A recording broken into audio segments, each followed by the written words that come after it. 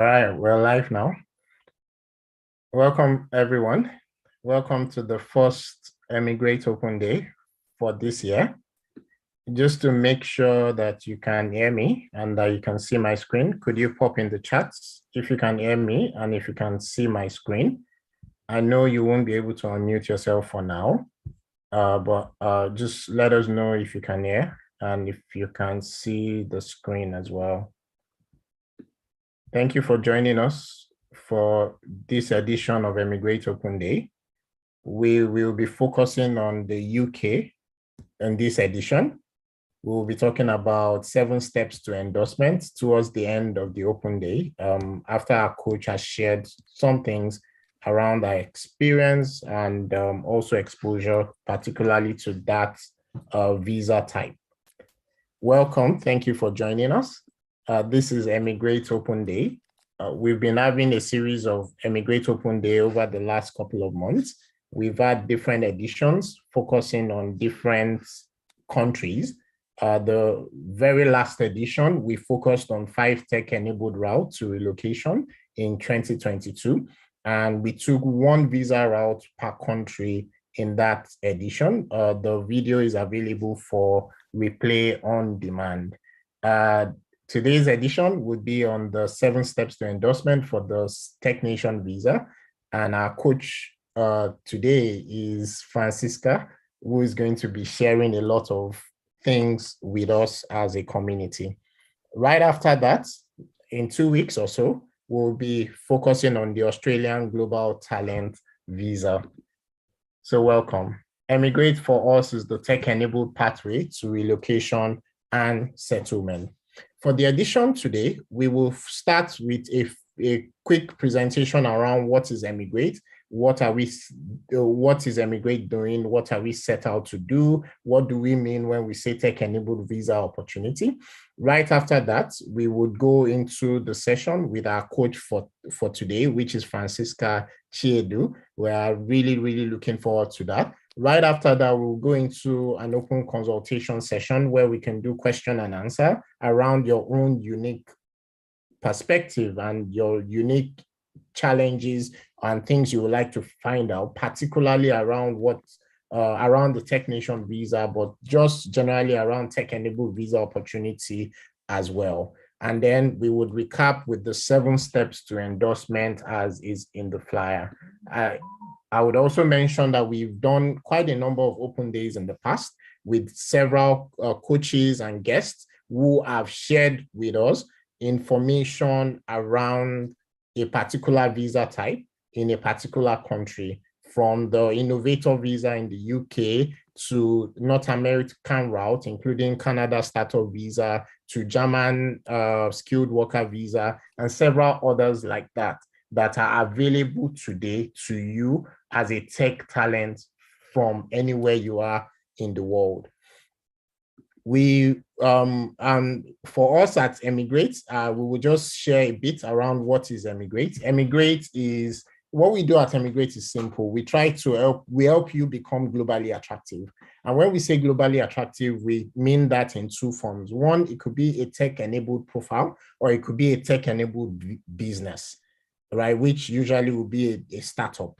The visa itself is only a side effect of a bigger objective. Many of these visa opportunities that are available from all over the world are available because of one thing, because they see that you are globally attractive. They see that if you come to their economy, you will add value to their economy, you will create job opportunity in their economy, you will bring innovation to their economy, and several other things like that. That's the reason why many of these visa types are available. And so what Emigrate seeks to do is to help you become globally attractive. And then because you are globally attractive, you have options. We have Emigrate runs a freemium model, which is free and then premium. We do a lot of things for free, but we do charge for some things as well at a premium.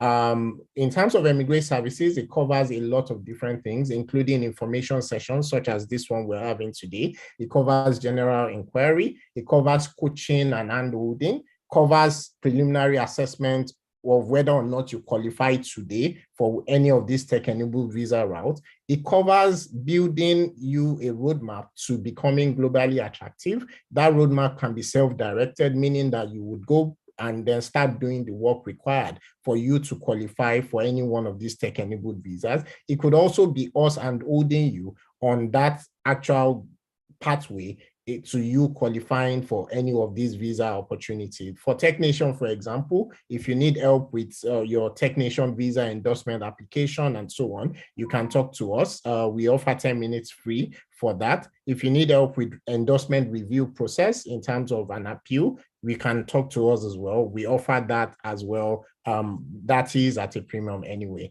In terms of the free services and the premium services, you can see some of them on the screen at the moment, starting from information and inspiration, because we realize that a lot of people do not even know that many of these opportunities are available. And for some people that know, they don't realize that they could qualify, or they already qualify based on the work that they've been doing over the years.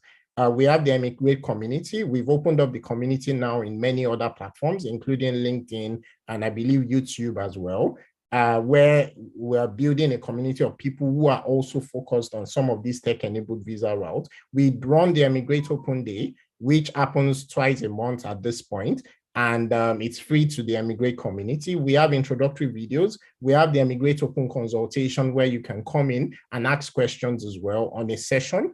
And we have the ambassador office hour, and then we have short inquiry sessions as well, which is limited at this point to just one short inquiry session per person. So we advise that before you come in for any one of those short inquiry sessions, we advise that please make the best use of all the information that is available to you free of charge, first of all, because you can then ask a more clear question around your own unique circumstance.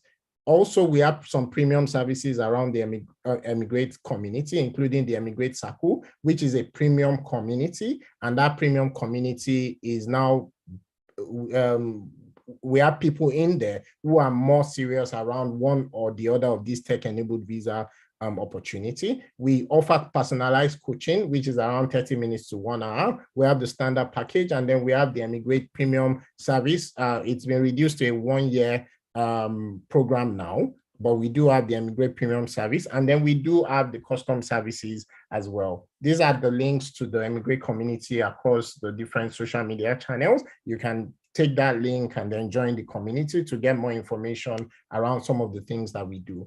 Aside from Emigrate, Bincom Dev Center, which is the host company for Emigrate at this point, also offers different other services. One of them is the Bincom Global Tech Program that helps you to gain experience, to learn skills, gain experience, and gain exposure in the field of technology. You can find out more details on the URL on your screen. And the program is not just for beginner level people who are just starting their journey in tech. If you already have some intermediate level skill as well, and what you're looking for is experience and or exposure, the Global Tech Program may be an attractive program for you. There's the Bincom mentoring platform for those of us who are already highly skilled in the field of technology. One of the ways in which you can show that you are globally attractive is by mentoring people. But one of the things you'll find out is that mentoring should not be informal. It has to be a formal mentoring platform. And for that, we have the Bincom mentoring platform, which you can apply to. And if you are shortlisted, you can become a mentor in such a formal mentoring platform. We have Labs by Bincom, which is a 3 to 6 months journey that helps you to build a startup from scratch with a team of 3 to 10 people within the Labs by Bincom ecosystem. This is also something that can help you to build a product-led digital technology with a team of other people who are like-minded and interested in also experimenting with such a thing. And you don't have to quit your day job or anything like that to be able to join Labs by Bincom. We also have the Headhunter service, because when you go to your host country, one of the things that helps you to settle in really fast in that host country is if you already have experience in that host country. We've started with the UK at this point, and what it does for you with the Headhunter service is that you are able to land your next role faster. You are able to build relevant experience in your target country while you are still in your home country. And then you also get connection with technical recruiters and several others like that. Now, these are some services that are available within the Emigrate community, and these are services available within the Bincom ecosystem. Some of the tech-enabled visa routes that are available today, and you can do a screen grab of this page and probably also do a Google search for some of these visa opportunities. A lot of information is in the public domain. This is by no means an exhaustive list of visas that are available. It is also by no means an exhaustive list of tech-enabled visas that are available, because every country, every forward-thinking country of the world either already has a visa program to attract talent, or is currently building a visa program to attract talent, particularly technology talent. So if you Google any country in Europe, for example, and you put maybe startup or digital nomad and so on, you will find out that there are visas available. Some of these visas do not qualify for what we focus on in Emigrate, and I will say a bit more around why, but some of them do as well. With the UK startup visa, for example, this is also a pathway because it could be a stepping stone. The startup visa is technically cheaper than going through the student route. If you qualify for the startup visa, also does not have a pathway to settlement, but then it could be a stepping stone the same way the student route is a stepping stone as well. The global talent visa is what we'll be speaking about for the rest of this evening, but this is something you may want to take a screenshot of. The lowest common denominator for all these visa type is one thing, is that be globally attractive. If you are globally attractive, either with your tech-enabled profile or your tech-enabled startup, then every country in the world wants you. Now, different countries of the world have created different programs that have different requirements. So sometimes you may also need to be able to package yourself better. First thing is to first qualify. And then, of course, you need to then be able to show yourself and package yourself better to be able to then get the specific visa. But please remember, for us at Emigrate, the visa itself is just a stepping stone. What we would like you to see you do is to thrive in wherever you are, anywhere in the world. For us with Emigrate, our focus in terms of the different visa pathways that we focus on we require the visa to have a pathway to settlement, meaning that it shouldn't just be a case where you go to the target country for a year or 2 years and then you would have to go back to your own country. It would be something that will allow you to move with your families. It would be something that allows beginners to be able to plan, to say, even if you don't qualify today, you can plan to qualify in 6 months, in 1 year, and so on. Those are some of the things that we focus on in Emigrate. Today, we are focusing on getting endorsed for the UK Global Talent. And thank you, Francisca, for joining us. We will soon just call up Francisca. But just before I hand over to Francisca, I'll just talk about a few free resources that you can find today, particularly around the Tech Nation visa. The first one is the Tech Nation visa guide. We find that a lot of people that make inquiries, particularly about this visa, don't read a lot, right? And the visa guide has a lot of information. It will take you about an hour to read and digest the visa guide. But if you spend that hour to read and digest it, a lot of things will jump out at you. Some of the things you've done in the past and so on. Another one is the Discuss channel. This is run by volunteers. I believe Francisca is one of those as well. And you can ask him questions there. And a lot of Tech Nation visa alumni are on that channel who are always happy, willing to answer those questions. Something I must mention is that don't forget that many of these people are also volunteering. And so some people demand of these people things that are simply unrealistic. Also from the Tech Nation visa team themselves, they've started a couple of sessions, which will be holding once a month.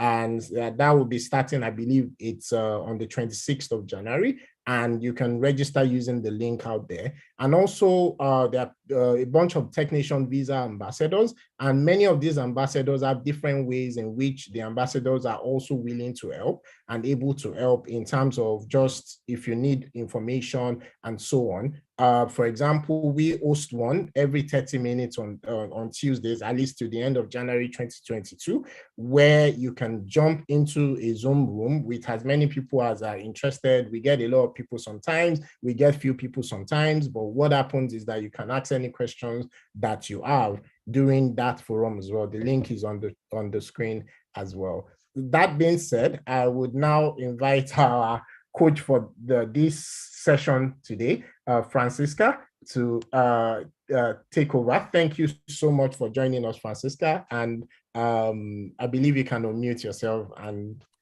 over to you. Hi, thank you, Bade, for having me. Good evening, everyone. So today's session, it's just going to be conversational. I don't want us to have it like lecture, because at the end of the day, the Global Talent Visa, it's more about a journey, and it sums up what you have done over a period of time for you to attract maybe global attention, especially in the UK context. So in 2016, the UK came up with an exceptional talent visa. It used to be called exceptional talent, when they were cutting down the number of migrant boats. At the time, the Prime Minister insisted that they wanted the best and brightest in the UK. And that was when that visa scheme came up, and eventually it has evolved to what you now know as the Global Talent Visa. And what the UK has looked at is they want to remain a leader in digital technology by attracting people from different parts of the world to come to the UK to work, set up a business. And that's why you now have a lot of people, especially founders, seeking the opportunity to come and set up their business and invest in the UK vibrant and welcoming tech community. So last year, January, I got endorsed as an exceptional talent and moved to the UK in March 2021. And previously, I studied in the UK in 2011 and came back to Nigeria in 2013. So over a period of time, all the work I've done in my career was something that I was able to pitch to the Tech Nation, that's the assessment body for the digital technology. As you may know, the Global Talent Visa is not just for people in tech. So you have people in arts, those in research, but it seems like a lot of people hear more about the tech visa because I see Tech Nation does a lot of adverts. If you go on YouTube, because I've either Googled Tech Nation or because I've done a lot of work around the tech visa. When I wake up, the first thing I say is the Tech Nation ad on Facebook, on what they call it, on Google, and also on YouTube. So looking at what I think I like what Emigrate is doing in terms of preparing us for global citizenship. But I know in Nigeria, if I look at the names, I can see there are a lot of Nigerians. The audience I'm speaking to are mostly Nigerian. Everyone wants to japa. That's what we hear everyone saying, they want to japa. But it's important for us to also clarify that japa means different things for different people. For some people, it's an opportunity for them to do business on a global scale, have access to on a global scale. For some other people, it's just an opportunity to say, well, I'm not doing too well in my own country. Maybe my skills, not utilizing my skills well enough. I think I should go somewhere where I can explore the opportunities. So for some people, it's for economic reasons. Regardless of your reason for this, but I think it's important for us to think about the journey that culminates into you being endorsed as a global talent. And before we get to that, let me just do a quick recap on what the Global Talent Visa is in terms of from the aspect of the endorsement. So the Global Talent Visa is in two stages. On one hand is the endorsement, where you apply first to the UK Home Office, you apply to the UK, and then that as for the stage one. send your document to a third party called an endorsement body, in this case, Tech Nation. So Tech Nation is independent of the Home Office, more like they are looking at your document and now telling the Home Office, we give you thumbs up, we are supporting this person, we think the UK needs this kind of talent. And if they think otherwise, they will advise their Home Office and to give reasons why they do not support or endorse your application. And in order to do that, I think one of the things I find interesting about the process is there's a guide.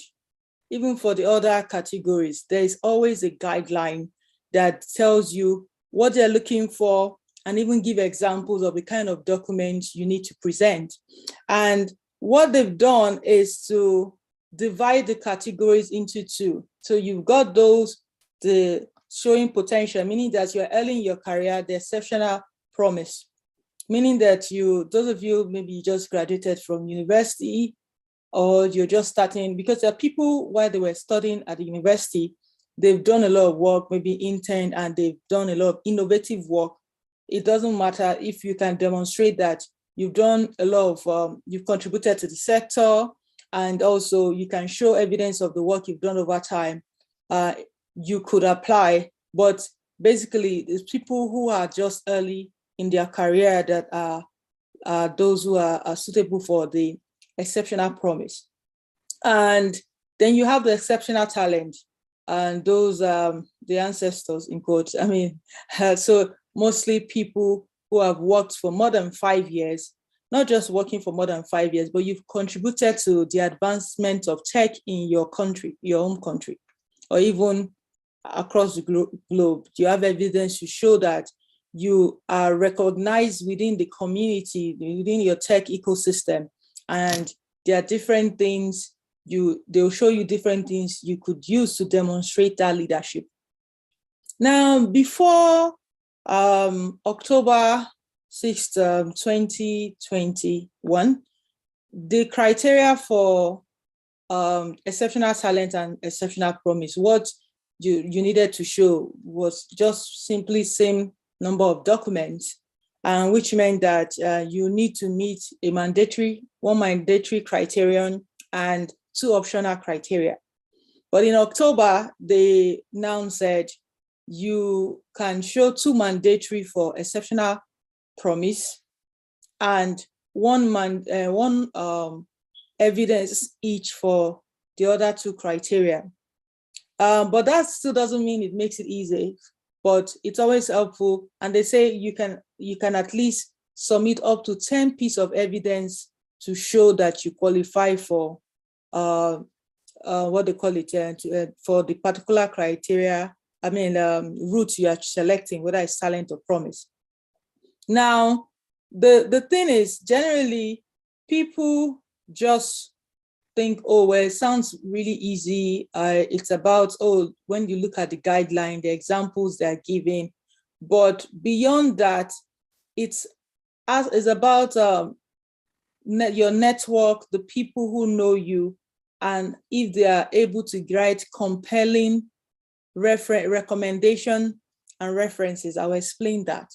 So the 4 key things for the Global Tech Nation visa, as we call it, is for you to apply for the endorsement, you need your 1,000-word personal statement where you tell the UK, why do you want to come to the UK? What are your plans? And give some other details why the UK should, why Tech Nation should endorse you. Then your CV. Then importantly, you need 3 recommendation letters from tech companies or people who are digital technology leaders who are known in this field.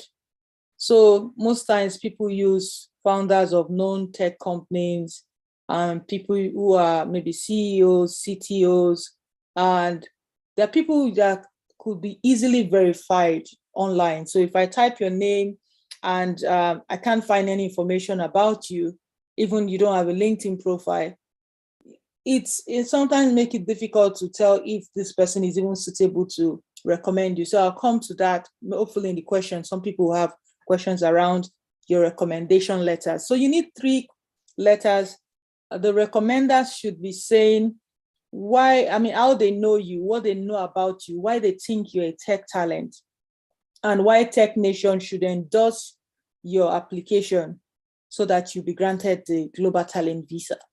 And the fourth is the evidence you need to show, the 10 piece of evidence. And the 10 piece of evidence, up to 10 piece of evidence rather, minimum 6 for exceptional talent, a minimum of 4 for exceptional promise. But like I would always tell people, it's always best to put as much evidence as you want, because you just never know which of your evidence will be considered. And just if one is weak, and an assessor won't go ahead to endorse you. So you can get the other 2 evidence correct, okay, and it's just one piece of document that would ruin the application. So, but if the other evidence you provided, that could easily be substituted for the weaker one. And so generally, most people for most people, the difficult aspect is getting people to recommend you. And a lot of time I say, well, each time I engage people who seek my advice or want me to support the application one way or the other, it's getting credible recommenders. Most of the time, the people they send, I will just say to you, this person won't even qualify for exceptional promise, because it's either they veered off. So you read computer science and you now went to work in FMCG or Procter & Gamble, other sector, then later on you just have different parts in your career that can be very confusing for an assessor. The person may be great, and maybe some other people would think, oh, I know a director in KPMG or PwC, in any of the big 4 companies, but Tech Nation also said they don't welcome people from the consulting background. So that's really very clear. So it's always best to look at people in the digital, product-led digital tech, and they keep emphasizing the word product-led digital technology company, and which is more of companies that the core of what they do is tech. So there's a difference between you being a product-led tech company and tech-enabled. So even now, even the woman on Instagram is using who sells things on Instagram, she's a tech-enabled business. Doesn't mean that she's got a product. So it's having that understanding of who to talk to. So for most people, having the evidence is usually the problem, because some people just look at it. It sounds really easy when you meet people and you have conversation. Maybe you have a session with people and they say, oh, I have this. Recently I was talking to someone and he said, oh, I've written a research, contributed to a research paper. So before I even go delve into that, for the optional criteria, the mandatory criteria, which most of us think it's usually the most difficult for most, the evidencing part is the most difficult for most people. So for the mandatory, you need to meet, whether you're promise or talent, you need to meet the mandatory criterion. And so it's, you need to show that you're a leader, you're a recognized leader, or you have the potential to be a leader in your sector. And what are ways for you to show that you're a leader? So the common examples would be that you've been given an award in your sector, which is not awards are not the easiest to come by. Recently, I saw an organization suddenly started saying they are doing an award for tech and all that. And I started laughing because I said, we need to be very careful so that we are not beginning to give awards because of Tech Nation. And we put ourselves in a situation where we're not giving an evidence that is credible.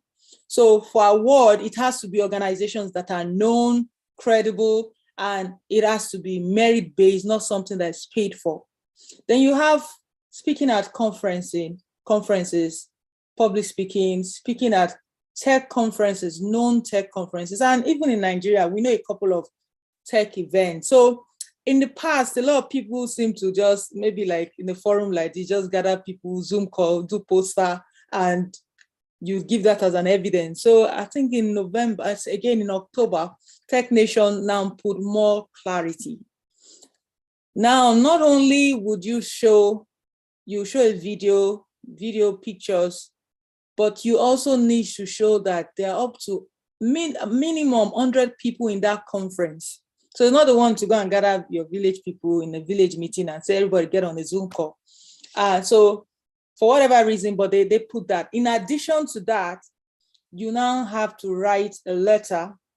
If it's a conference that, I mean, maybe even the evidence is not strong enough, you don't have the video evidence to show that you, not only that, you must be seen speaking at the main stage, not what they call it a side event, the way some people just attend side events and say they spoke at an event. Yeah, you spoke, but they want that to see that you were a main speaker at an event. And for you to evidence that, you need reference letters from the organizers stating why you were asked to speak. Why were you invited? So could it be that you are a known leader in this sector, or you've done a lot of work? So there are ways, so those, they have to write compelling letter why they sourced you as a speaker. So the other, so I've talked about award, conferencing. The other is, have you contributed to an industry-led initiative? So maybe you belong to an association of a tech, there are different tech, maybe community. So let's say, for instance, out of this community, we use the word community a lot, and some of the things that Bade said, and over time, we decide to do a project that supports more people to get into tech, and you really participate. I'm not giving, so before people start disturbing Bade that they want to come and start speaking or mentoring, but the point I'm saying that you are able to show that you got involved in an industry-led initiative. What are ways to show it? Example could be maybe you contributed in an open source project that could help in developing maybe standards in a sector. Have you contributed in policy making for your industry? Let's say, for instance, lately we've had what's it called, the startup bill that has been ongoing, and even conversations around reforms in the tech sector. And if you've been part of that, heavily part of those kind of conversation, and you have evidence to show it, and there are policymakers who can say that within your own country, you've contributed to policy making, you've done, you've shown thought leadership, engaged, even legislator, lobbied them to ensure that the tech sector gets more support, maybe investment, they make the business environment more enabling. And so there are a couple of people we know who over time have done this, but they were just doing it because they love to do the things they do, but somehow it became handy. And for some of us, there are a lot of things we've done that we just did it because we're passionate about building, contributing to nation building, and it just came in handy when we needed to apply for Tech Nation. So these are some of the ways. So I've talked about conferencing, getting involved in policy, initiative, industry-led initiative, an award that is recognized. So the award sometimes can be tricky, and I'll tell people you need to really be careful, because like I said, I saw some people saying they're doing an award, and when I clicked on it, I saw that if you want more people to, you have to pay if you want to increase your number of votes. And when I saw that particular award, and someone who was interested in applying showed it to me, I said, you just need to distance yourself from this by all means, because your people are paying. So it means you're not getting it on merit.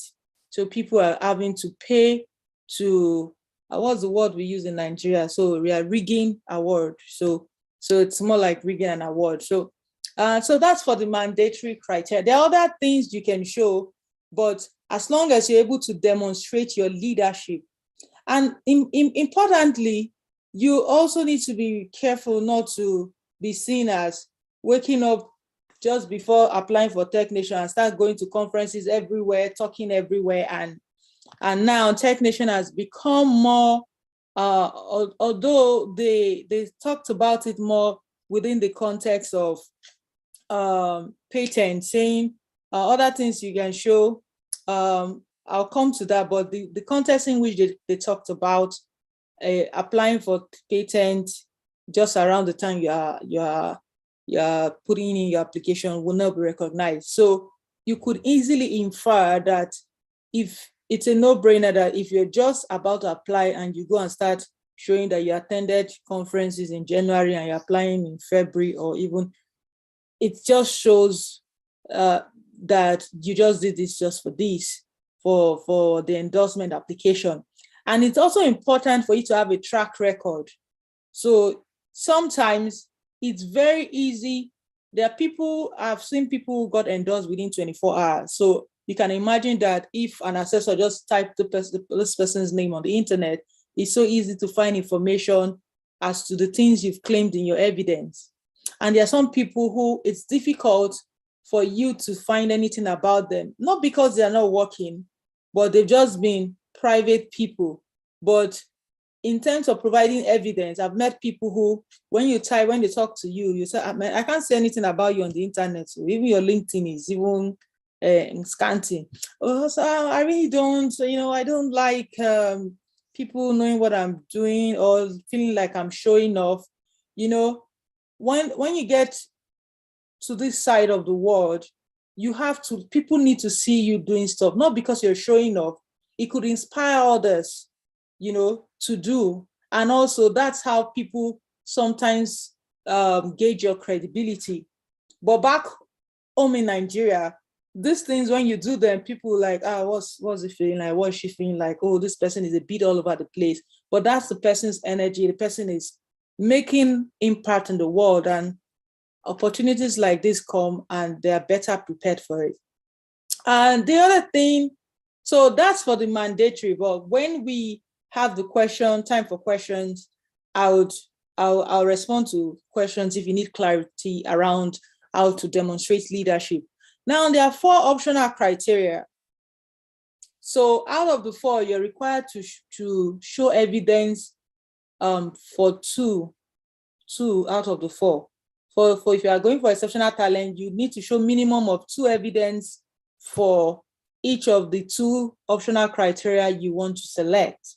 And for promise, you need to show 1 evidence in each. But like I said, I always encourage people, if you can show 10, do 10, such that you don't leave anything to chance. And what I've seen, people who actually do 10 evidence, if for any reason they get refused, there's chances that during a review, because with the application, the good thing is you can always ask for a review if you think that the assessor did not look at all your evidence or misinterpreted your evidence, and you're able to demonstrate. So they get another assessor to look at it.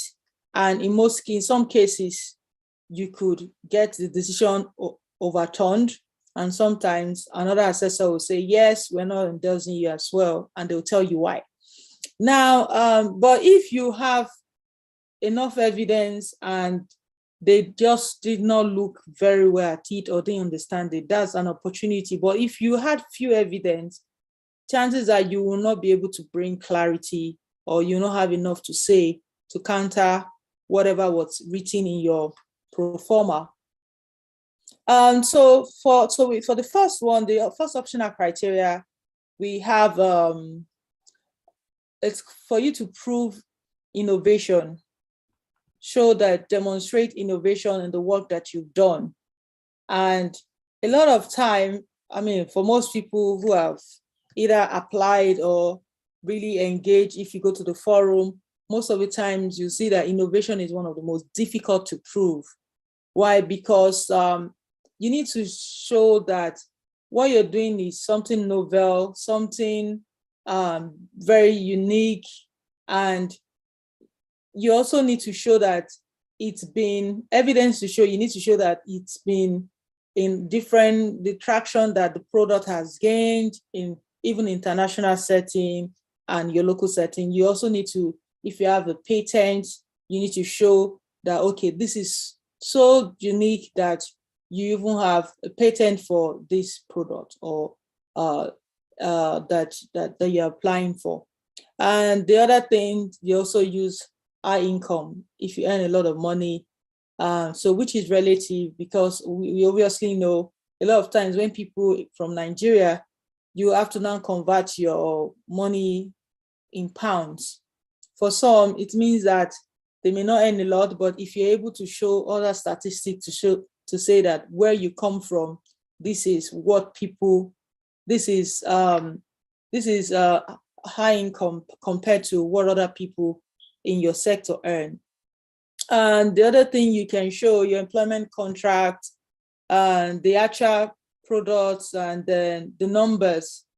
And also, if you're able to show your GitHub profile, showing the kind of code that you've contributed and what you've built. So, but generally, innovation, you really need to like put your best foot forward for you to choose that particular criteria. The second one, which is what most people sometimes find the easiest, but now Tech Nation is also upping the game in terms of what they expect you to show, is proof of work outside your immediate employment that has contributed to the advancement of the sector. So meaning that outside your day-to-day job, is there something you do as a volunteer? In the past, they were silent on that. People could be part-time lecturer, or they teach, they get paid in a coding boot camp and they use that as an evidence. But they've come to say that you need to show that it is not something that you are paid for. So examples of work outside immediate employment, you have similarities between the mandatory and optional criteria too. Mandatory criteria, they have similar evidence. The difference is the mandatory, you are demonstrating leadership. For optional criteria too, you are showing how you have advanced the sector. You've gone out of your way to contribute to the advancement of the sector.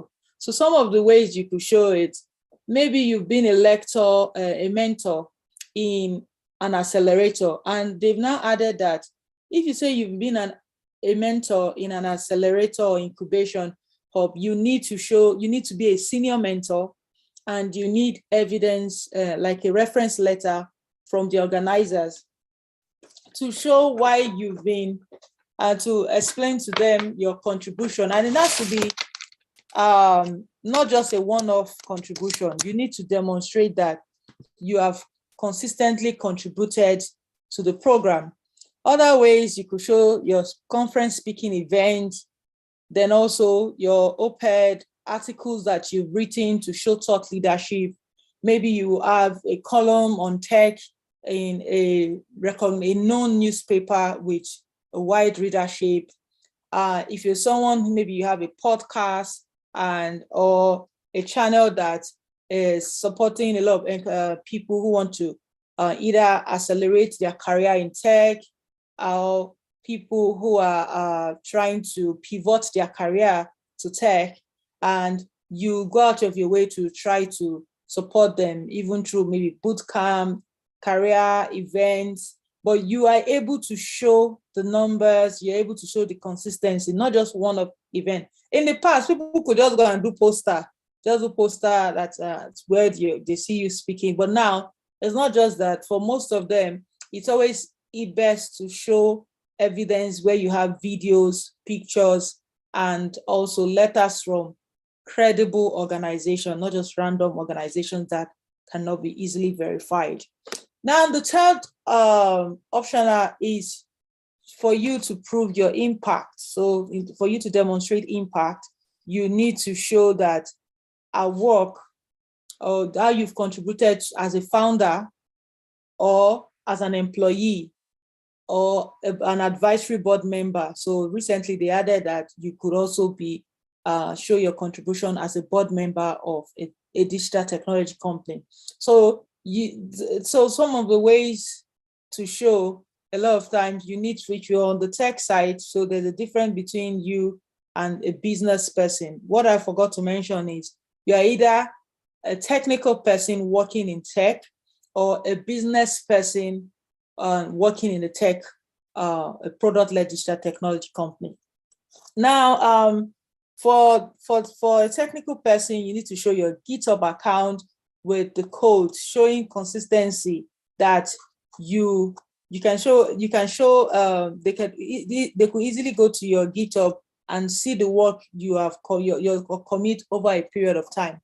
The other thing that you want to show is you want to demonstrate that you have maybe you are NI income and maybe a letter from your employer stating this is what you've done, how you have impacted the company.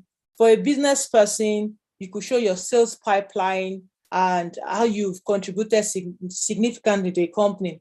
If you're a founder, you could show evidence of the investment, the money you've raised, the revenue, your financial statement of the company. So these are just some of the examples to show impact. For research, optional criteria 4 is often people, either you're a PhD student or you've already done a PhD, or you're a researcher, maybe you work within research in tech, and you can show evidence of contribution, the work you've contributed to research. But in the past, you need to show that your work has been cited. But thankfully, in October again, they now said if you are, for instance, a PhD student or you've done a PhD, your supervisor should be able to endorse your research, not you. They're writing to say, this research is a novel research, this is a world-class research, and this is what the research has done, and they're able to endorse that research. The other things you can show is your papers that have been accepted in recognized journals, and also at conferences, you have certificates of papers that have been accepted. So for research, it's a lot of time I see people, and they are very clear, they're not talking about your PhD or your MSc or your BSc research. It's often research that you could see the findings you are very useful to society or even to the tech sector. And so I would stop here. And if there's anything I missed out on, but I don't know if there's something you think I should have touched on that I have not covered.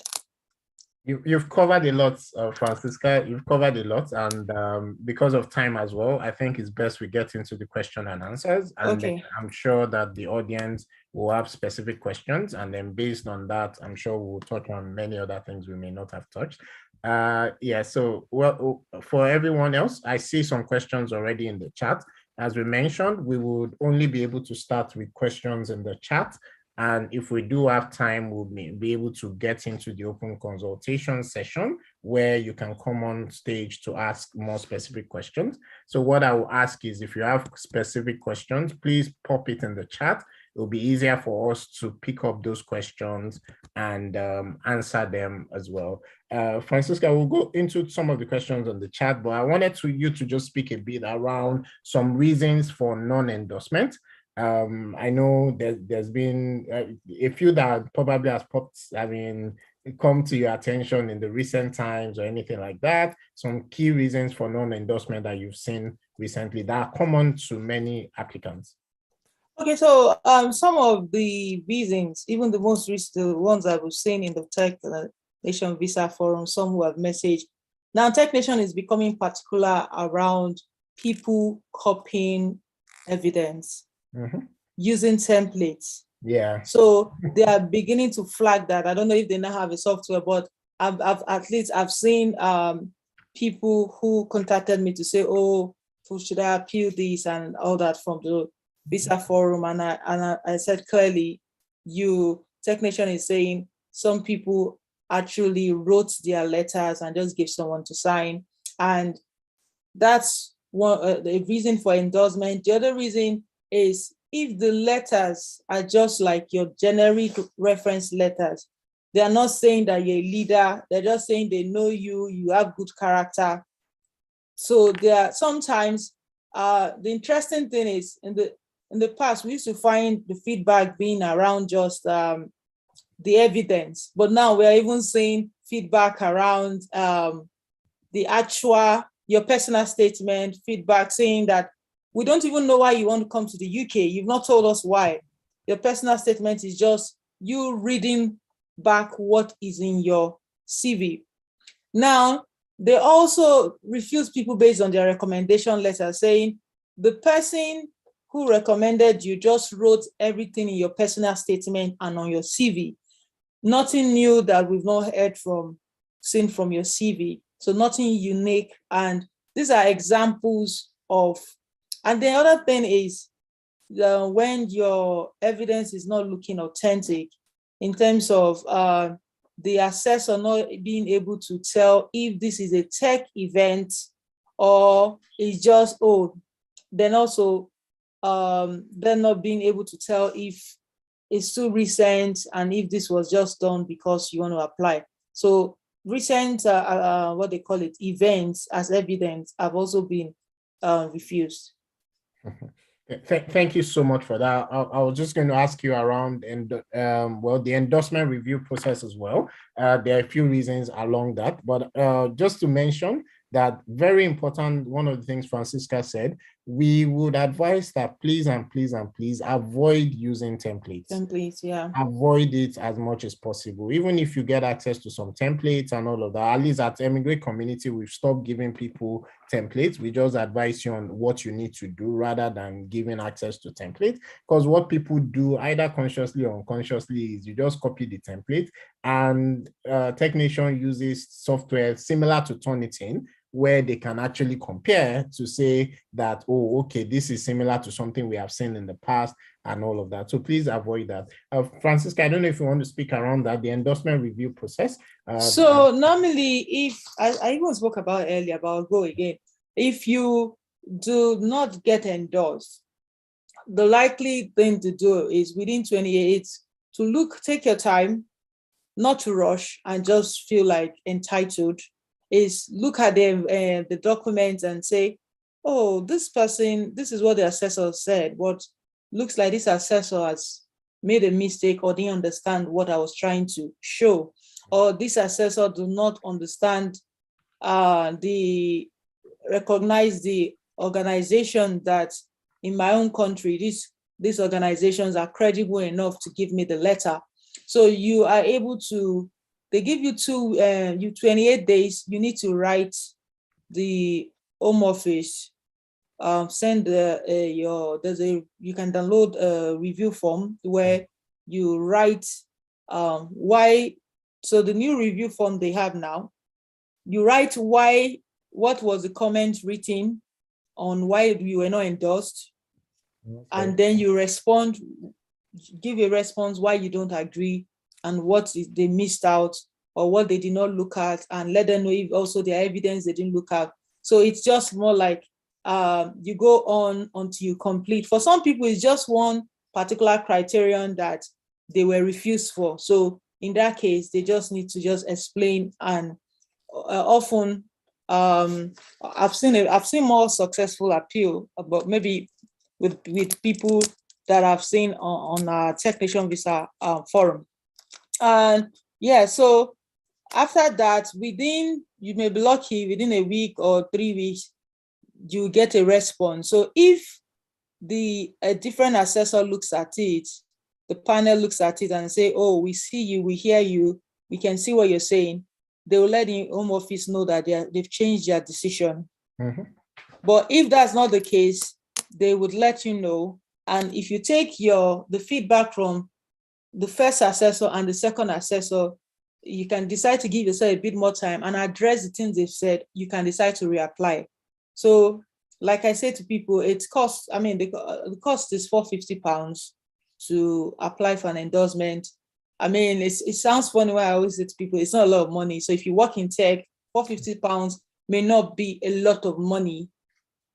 I mean, I know I may be sounding funny. I know that's about 300K Naira now, but like I said to some people, when they say, oh, it's expensive, and I said, Global Talent Visa is the only visa they won't ask you to show proof of fund because they think that you're okay, you're all right, like you earn enough to migrate to the UK.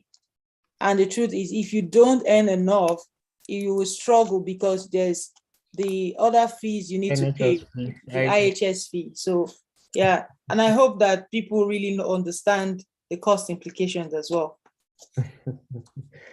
Well, so some of the people, I mean, came in to also understand some of those, and I'm sure that there's a lot of information in the public domain.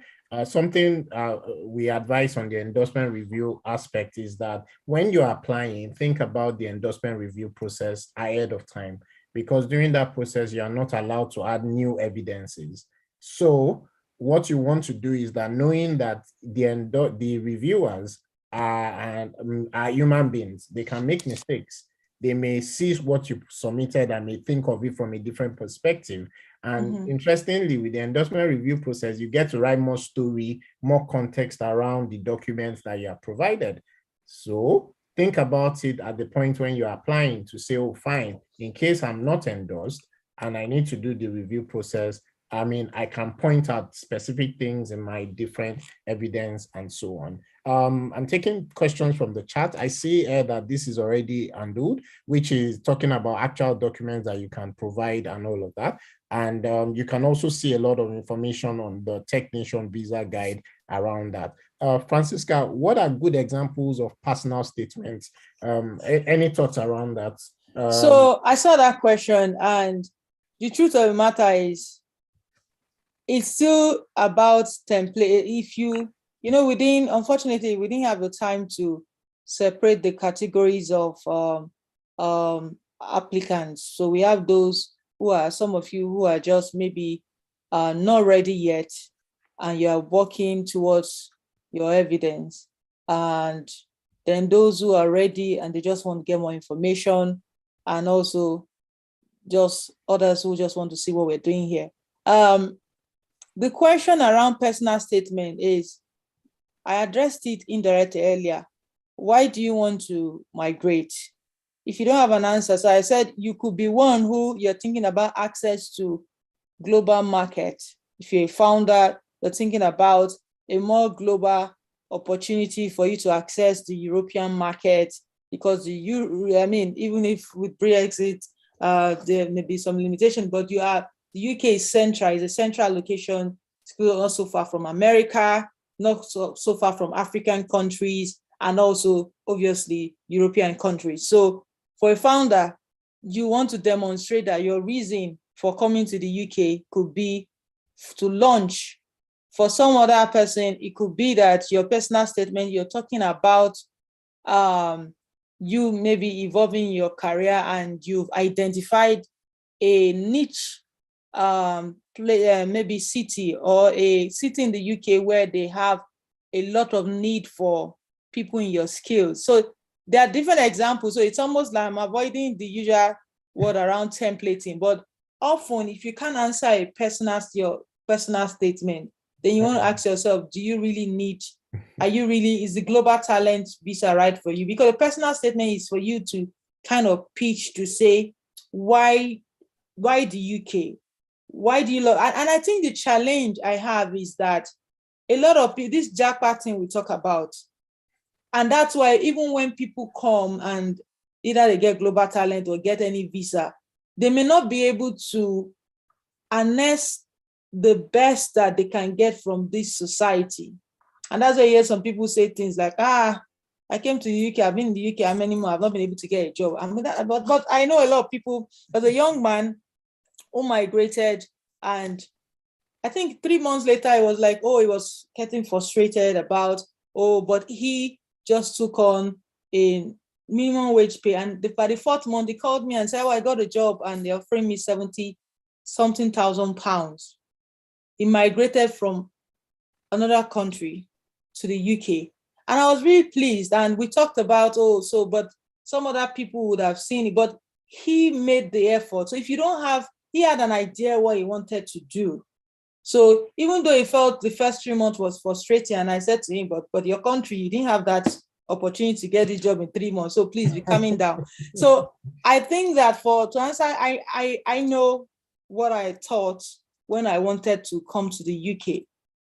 For me, it was more about I've been through the phase of my career where, okay, well, I've worked in multinationals, I've worked as a founder, I've done a lot of work, and I now felt that, okay, well, it's time for me to play on the global stage. The UK gives me access to a global market. That's my own story. But if you take that story, you may not be able to have evidence to back why you are thinking of that access, if you see what I mean. So for someone who is young in their career, you have to tell you the truth around personal statement, you need to do research about why the global talent, what is the UK. And for instance, Tech Nation gives a lot of information around the tech landscape in the UK across the different cities. You see who's raising money, which tech cities in the UK are top. So you can now go, and part of your personal statement, you need to tell them why you are choosing the city. Why this city? So that you should get data and more information. I hope that answers your question.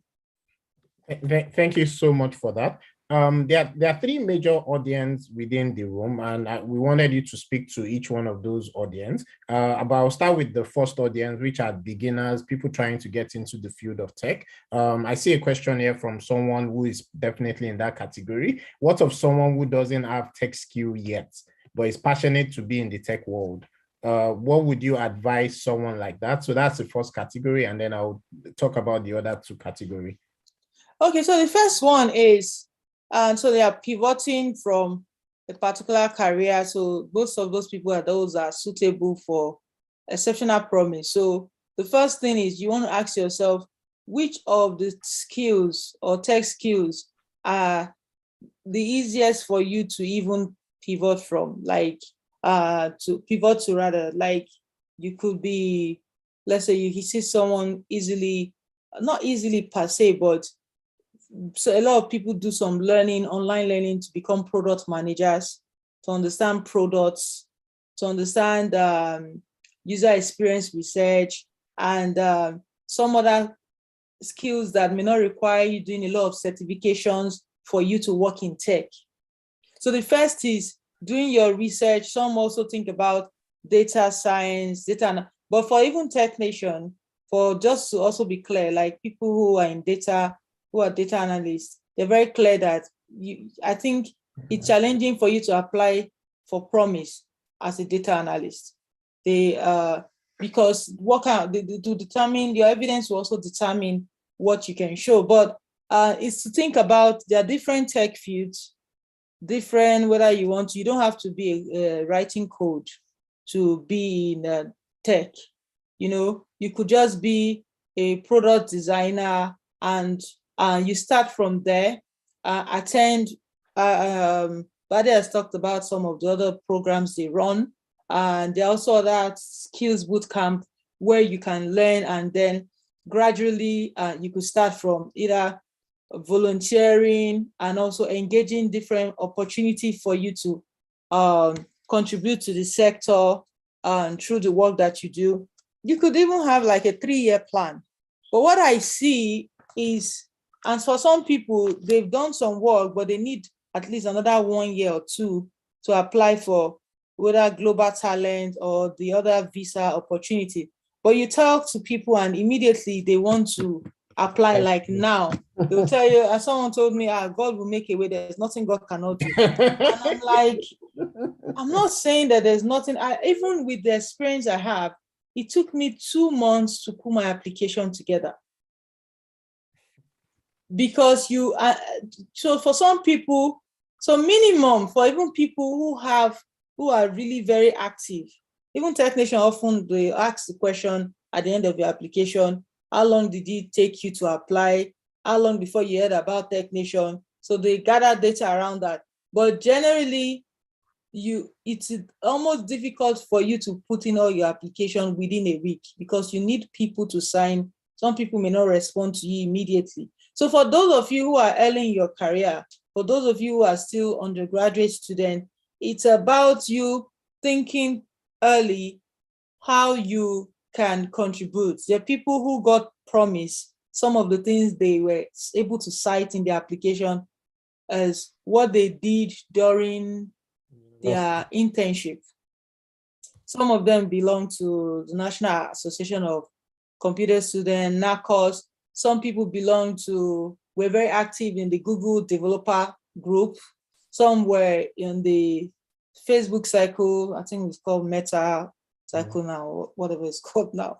And then you have the other groups where you are part of a community and you either speak at conferences, you attend hackathons. There are different things you do that even as an undergraduate, you can start to build that profile.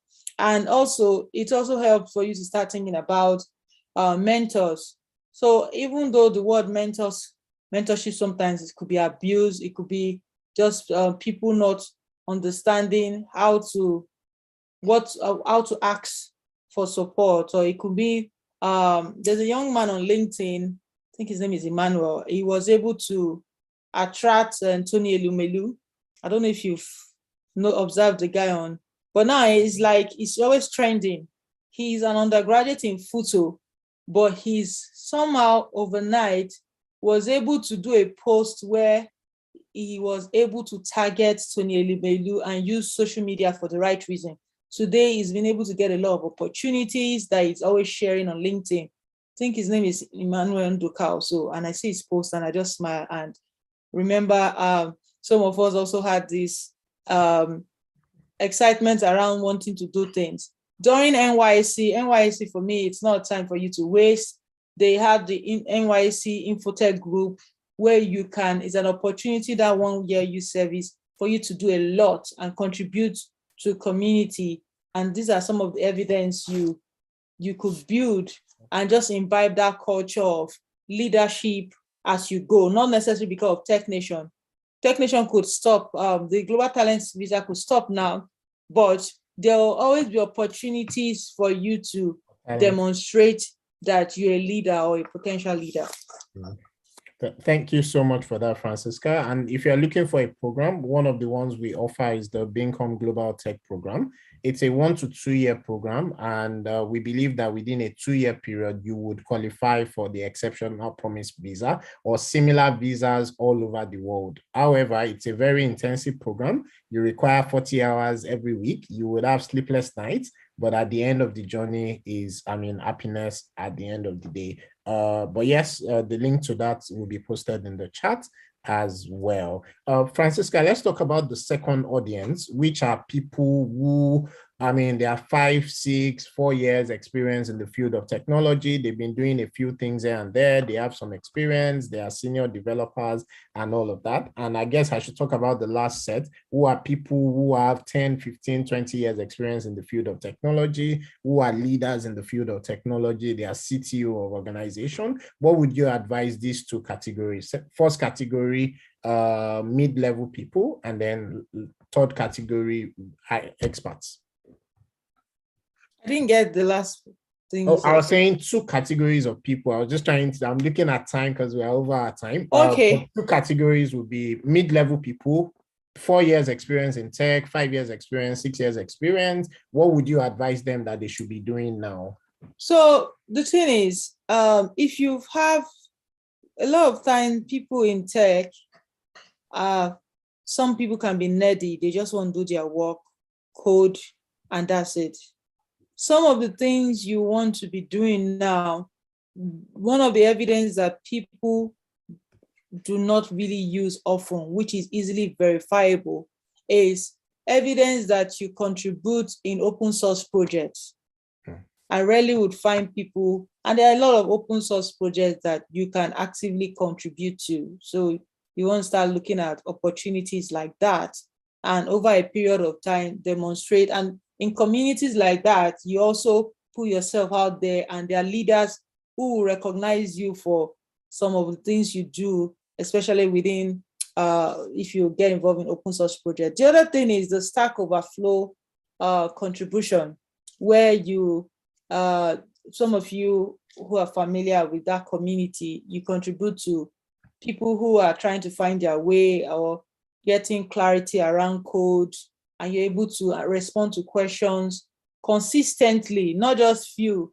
You either help people seeking clarity on or finding their way around solving a problem, or they're trying to debug issues and debug and they're having issues. They just put it out there and you contribute and ask them to do this, and you show evidence that you've been an active contributor. These are ways. Everyone cannot speak at conferences, but as much as people may now, the conference speakership may become a thing now, but I know that soon it will now be, they'll keep writing, updating the guide, because they will see that people are trying to just meet this just because Tech Nation wants it, not because this is what they want to do. Because it's important to know that if you've been contributing to the tech ecosystem in Nigeria, chances are that when you come to the UK, if you live in Manchester or you live in Derby, you live in Birmingham, wherever, you want to find out what the tech ecosystem there is like, and you want to contribute to the tech hub. People who would want to constantly contribute to the tech community are the type of people they're looking for. And if you're not already doing that, if you're just doing your 9 to 5 and not joining communities where you can demonstrate your leadership, it's something you should start doing. And there are people, you see, I've met people who have up to more than 7 years experience, more than 7 years, but because they can't show most of the evidence, they have to apply for promise. So they kind of tone down their experience a bit.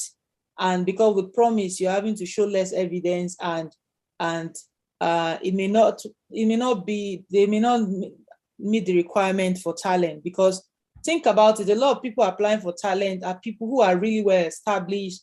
Some of them, if you type their name on the internet, you would almost like ask yourself, how do I compete with someone like this? So a lot of time, people have to shrink, even if they meet the 5 years talent requirement. And yeah, I think that's just. Thank you so much for that. And just to mention to the audience as well that Tech Nation is not explicit on the guideline, but if you have more than 5 years experience in the field of technology, you will be considered as exceptional talent, not as exceptional promise. However, if you already have some experience, then you switched into tech, and you don't have up to 5 years experience in tech. So you may have 13 years as a lawyer, but then you then jumped into tech, then you will still be considered as promise, even if it's within, as long as you have less than 5 years experience in the field of technology.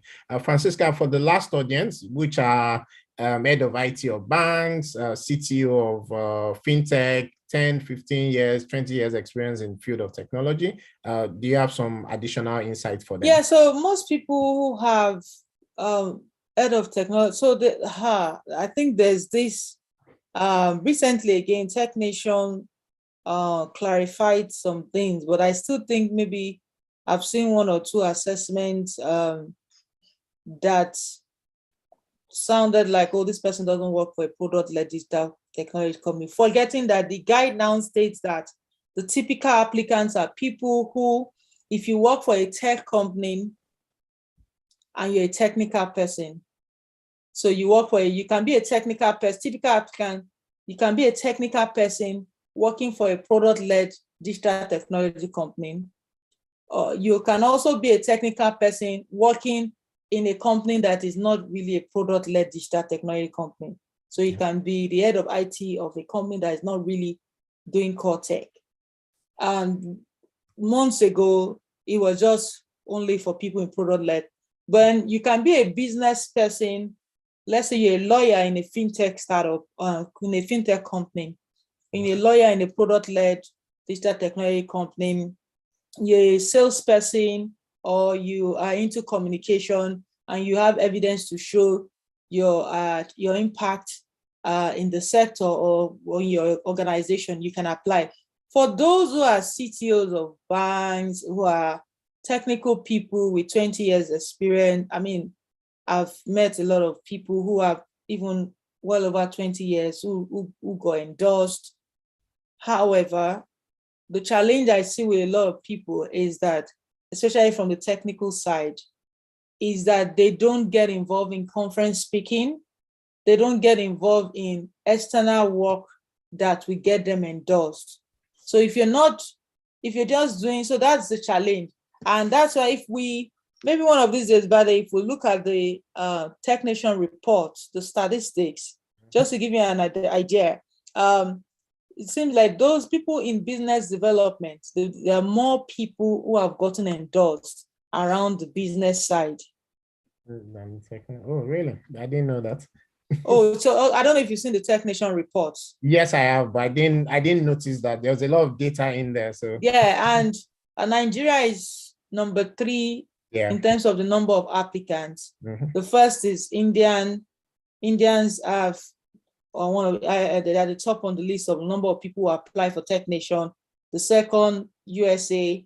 You'll be wondering why you have USA, Nigeria, Canada, Australia, and sometimes when you ask, so you'll be wondering that, oh, why are people from the US applying? So sometimes people have different reasons why they want to come and work in another ecosystem. So for those people who fall in that category, I would recommend that you take your time, spend another 6 months or 1 year to really get actively engaged.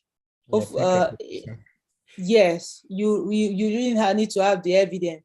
And sometimes the evidence you may have that you may not realize may be useful. So especially for those who have worked for up to 20 years, you probably have been involved in tech policy making. So I've spoken to people who did not realize that they've been involved in, they could use policy. So evidence that you contributed to tech policy, maybe at a state level, if not or federal level, you could use that as an evidence. And then there are people who, if you've been mentoring, you want to demonstrate that you've done this over time. Yeah. I see someone is saying, "Hi, Francisca, what do you mean by reference letter shouldn't be similar to personal statement?" I'm not saying it. Yeah, it's what I'm referring to is copy and people paste. who took their what they call it, their recommenders just read what's on their CV and personal statement, and that's what they used in recommending them. Nothing extra, nothing personal. So if I write a recommendation for someone, I want to say, oh, talk a bit about myself and say, I met this person at so place. The things that I've known about this person since working together, this is what they've done, this is how they've demonstrated leadership in the sector. This is their contribution. I don't even need to see your personal statement to write. It should be personalized. It should be about your personal experience. So such that when they put it in, it doesn't look like someone else, you've copied someone else's work. Thank you so much, Francisca. We're coming to the end of today's open day session. I see a few questions I can quickly deal with. Somebody is asking about freelancing. Technician is specific to say consulting will not qualify. However, in your freelancing, if you were involved in building a particular product and you have some evidence around that particular product, then we can take a look at it to say, oh, fine, maybe that would qualify. But generally speaking, you can't say you're a freelancer and then you're showing freelancing platforms and then you want that to be your qualification evidence. Somebody was asking in DM, so I've reposted it around understanding how to start. Just Global Tech Program is actually designed for you, either if you're starting from scratch in the field of technology, meaning you will learn skills, you will learn experience, you gain experience and also gain exposure in the field of technology. Or if you already have the skills, but you are captain local host and you don't have the right level of experience and exposure, that same program, the Global Tech program, is for you. And that will also be extremely useful for you.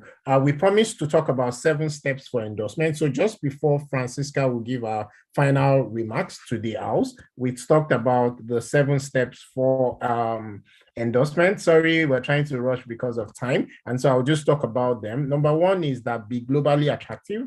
You will notice that Francisca talked a lot about that, about the fact that it's not just about what you've done in your local domain alone, in your organization alone, but that you need to be globally attractive. Number 2 would be informed. A lot of people don't look for the right information. A lot of people don't understand that even just going on the internet, Googling about these visa types and all of that, you need to be informed around what it is that they are talking about, what it is that these visa type requires of you.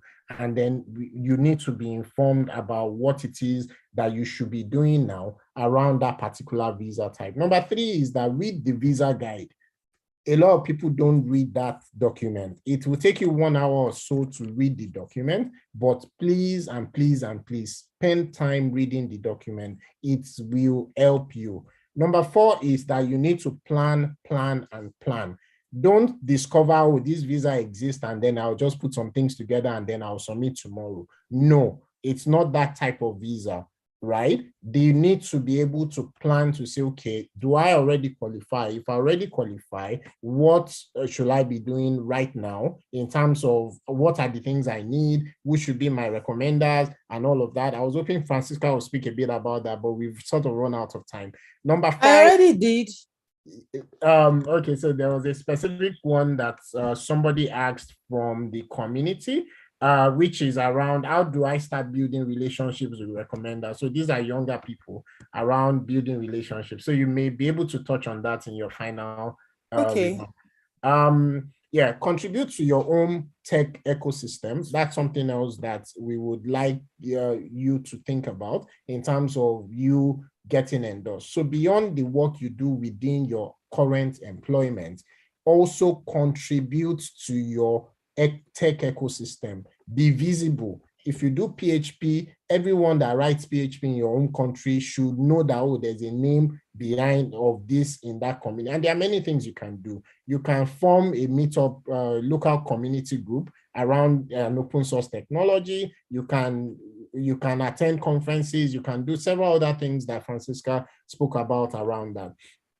You need to build a personal brand and you need to package yourself well, right? That's something that you need to think about in the long run, whether it's something you have a 2-year journey ahead of you or it's just a 1-month journey and all of that. You need to build that personal brand properly, right? If they will Google you, it's a no-brainer. I'm sorry to tell you, right? But have you tried Googling yourself? What comes up when they search for your name, particularly if your name is unique? I mean, if you are Chiedu Ajayi, that's a very common name that I think I know like 6 different Chiedu Ajayi. So it may be difficult to know which one of these Chiedu Ajayi is you, right? Which is a different problem, but you need to build a personal brand and package yourself well. Final one is to submit an excellent application. A lot of people get rejected, not because they do not qualify. They get rejected because they did not submit the application in the way in which the endorser is expecting to see the application. Bear in mind that these endorsers are also captains and leading talent and exceptional talents in the field of technology. If you are trying to bobo them, it's going to be very difficult. I'm not saying some people have not done that successfully, but what we believe in Emigrate community is that become globally attractive.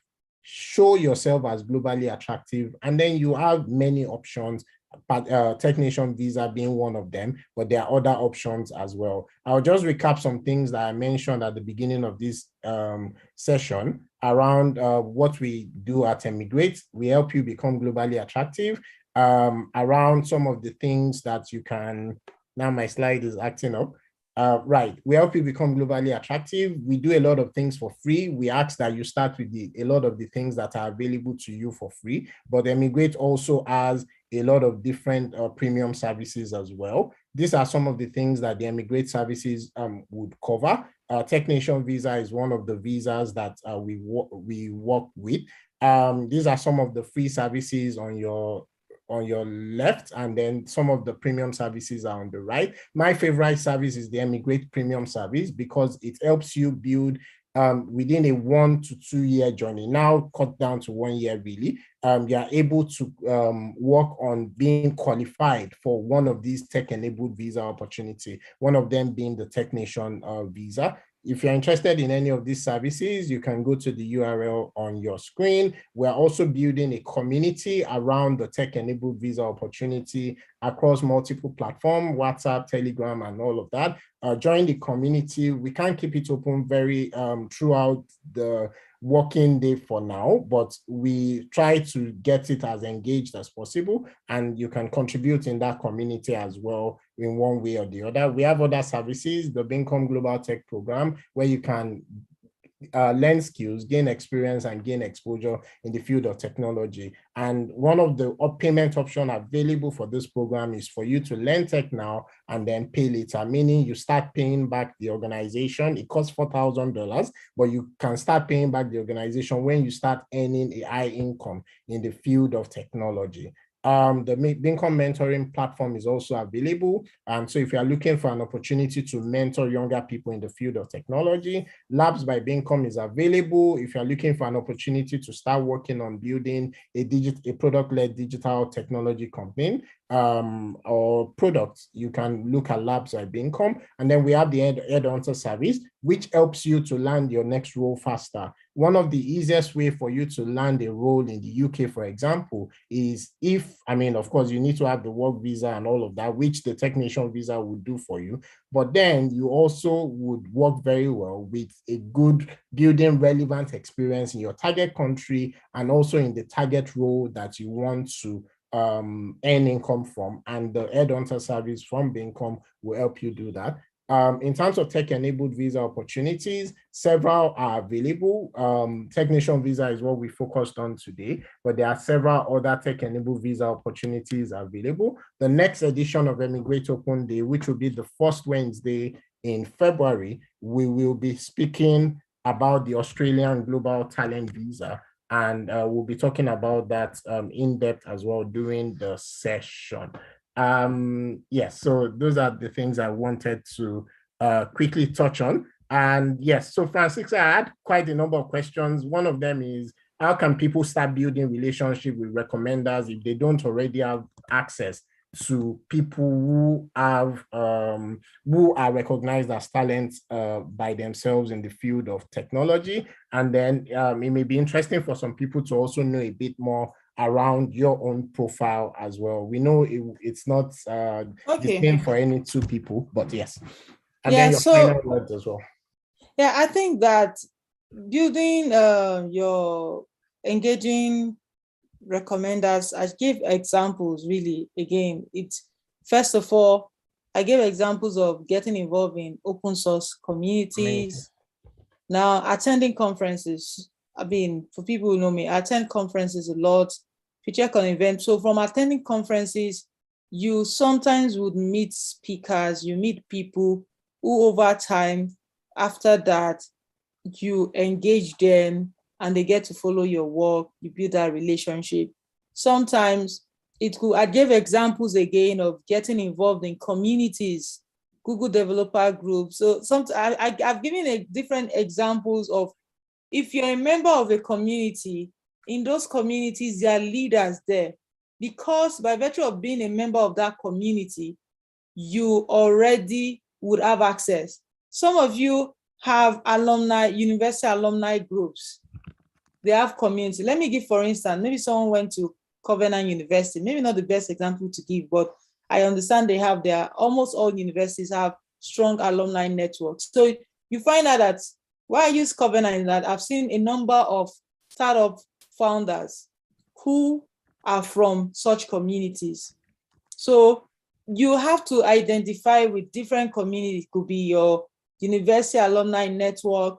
It could be some of these developer circles, developer communities. You really have to go out there. If you check on Eventbrite, there are different, a lot of times, some of the people I know I met at conferences, even within your church. So there are people who you go to church, you belong to either cells or you belong to societies or different groups in church. You would identify leaders even in those social clusters.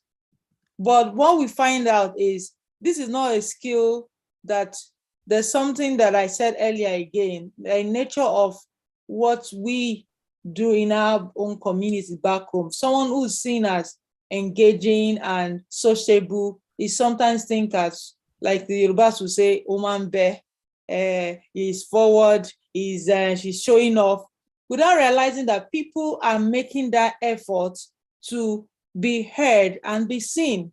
So there are things you need to unlearn if you are interested in being so you have to, you're a global citizen. You need to start to be out there, even sometimes just from engaging someone's tweet. There are people that I met on Twitter and we've gone on to do projects together. There are people that I met during my NYC. I did my NYC in 2008, and we do a lot of work together. And some of them wrote references for me based on the work we did. And even they could easily say, I met her 13 years ago. Do you understand? So some of these things, I saw someone said, and the other thing I see is that the idea of you want to apply like now, I see someone saying, oh, I just started internship. Do I have a chance for endorsement? So it just feels like you're not listening to what we are saying. Really, it's not a chance, or what they call it, it's not a gamble. If with everything we've said, if you have the answers to the examples we've given, you don't need to ask whether you have a chance or not, just show the evidence. So my own background, so I read computer education in my first degree, did a master's in computing and information engineering at Robert Gordon in 2013. Started my career in nonprofit development, but while also running various accelerator programs. And as far back as 2010, I watched the tech ecosystem in Nigeria evolve. So most of the tech founders, when they started going to hackathons, going to Google Meetup events, I was there. Even if I was working in nonprofit, I was attending those events. And that way I met a lot of people. Some of them are now founders. Some of them were my contemporaries. And eventually, so I went into oil and gas and to work as a local content advisor.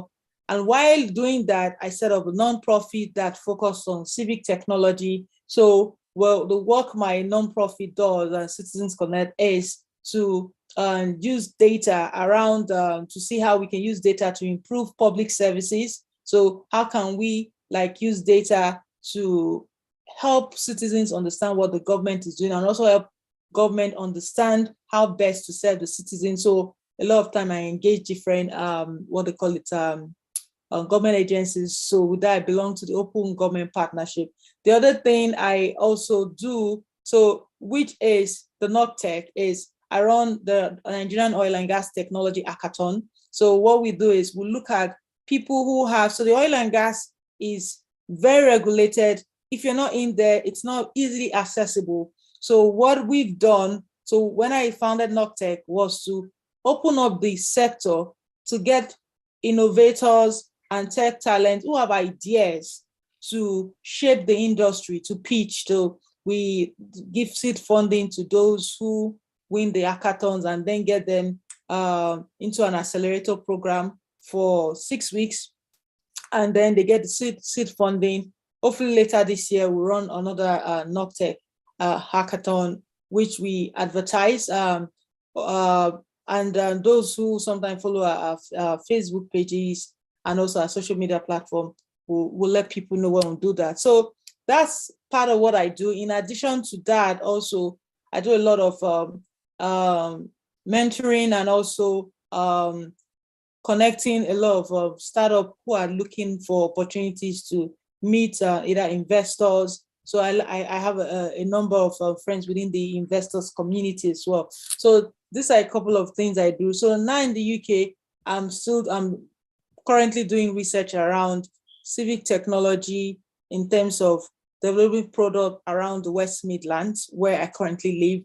And so you don't just wake up and develop a product because you've done this in Nigeria, doesn't mean it's going to fit into the UK market. In addition to that, I've also done a couple of work for some other organizations here in the UK. Oh, thank you so much, Francisca. And then final words for people that are ready to apply. They've looked at all the requirements, they understand that everything is set, they know that they qualify and all of that. Do you have some advice for them? And that would be like final words. One, read the guide over and over again. What you don't understand, so there are different things. What you don't understand, seek clarification. So, and if you can afford it, to engage a consultant, you can get a consultant. So what I see is that a lot of people cannot tell their stories, and also not too many people can even write about themselves, right? Because, like, for instance, when you start asking me what should be in a personal statement, I mean, why should I come to the UK? What should I say? When it means I can't, that's not a question I should answer for you. Do you understand? So read the guide, understand it very well. If you need consultants, approach credible consultants who will talk you through what you already have and what you should work on if you need to work on your application. The other thing is, look at the application like a journey. So it will help the assessors appreciate where you're coming from, why you do what you do, and what you have achieved, that and why you think that the UK needs you. And you can easily get information. Statistics, numbers help a lot. They like the numbers. If you can give statistics why you think that you should be in the UK and what you plan to do, it will really help. And finally, I would say just be genuine. Don't rush it. I just keep, I see a lot of people, the feel like I get is that some people, no matter what you say to them, they just want to apply now, but don't rush your application. Again, if not, you just want dash technician for £50. Thank you so much, Francisca. And some final words from me would be, to start with is to say also ask for help. I would say we would also say start from the things you can get available for free. If we check at the beginning of this session, we talked about 4 different resources that are available to you for free around the technician, particularly the technician visa. Francisca volunteers on the discuss channel, for example, where you can ask your question and different visa alumni are able to contribute and answer the question.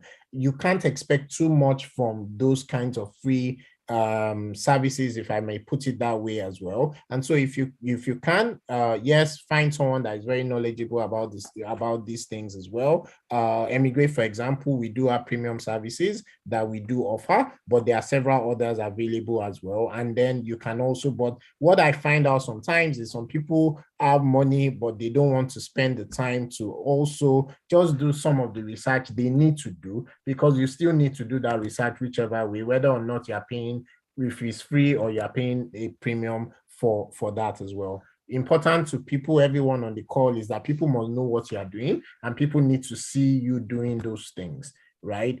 Gone are the days where you can do many of these things in obscurity and then you expect a lot of things from it. Francisca spoke a lot about that. You need to start showing the things that you are doing outside your day-to-day work. Don't forget that the technician visa is not the only visa option out there, right? In fact, it's not the only tech-enabled visa option out there. And so because you don't qualify for that does not mean you don't qualify for some other things or some other options. But technician visa is one of the gold standard in visas, particularly if you qualify as exceptional talent. Within a 4-year period, you become a UK citizen, right?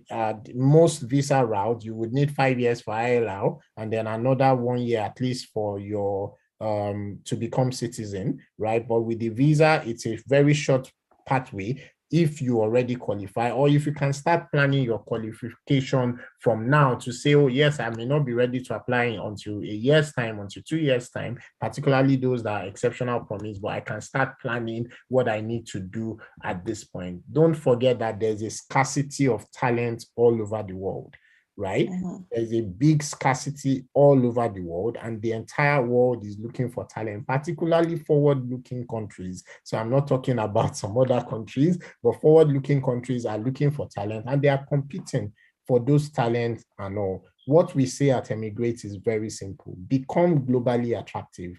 If you become globally attractive, you will have many options. We talk about some of those visa options in Emigrate community, but don't forget that the visa itself is only a pathway. By the time you get to your destination country, you need to earn income. You need to fit into the ecosystem. You need to be able to start showing innovation there, and several other things as well. Start doing those things now. Don't wait till when you get to the destination before you now say, oh, you want to start doing those things, because it's exactly the same thing that you would do to qualify for the visa that you will need to show in some cases to get some of the high-paying jobs in the field of technology. And that's one of our own words for everyone in the Emigrate community: become globally attractive. Share this information with people, be your brother's keeper.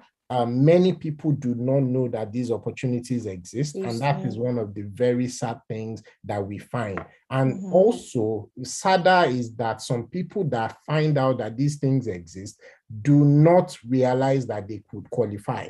They think that, oh, when they say exceptional talent, they are not talking about me, and it can never be me. That is sadder, right, than those that don't know about it. But even saddest are people that know all of these things and then do not take any action.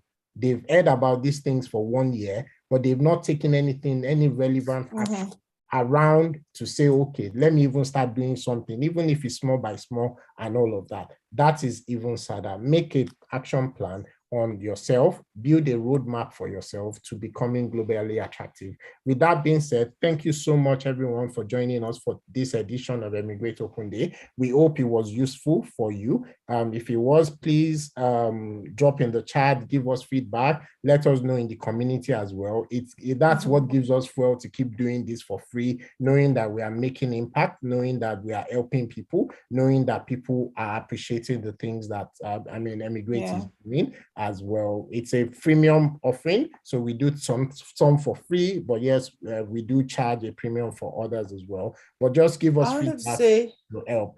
Go ahead, Francisca. Sorry, in case I did not answer your question or it's not enough, you can post your questions on the Tech Nation Visa Forum. There you will see other people who have applied, and you can see other examples you can use to know whether you are ready. And typically myself and even Bade will respond to questions there. Then again, you can also, within the Emigrate community, ask to see if you can schedule meetings. So that's just something I thought I should, because I can see that there's some questions that not like we didn't answer them, but maybe they came in late and they didn't know when we spoke about some of the things they are raising. Thank you.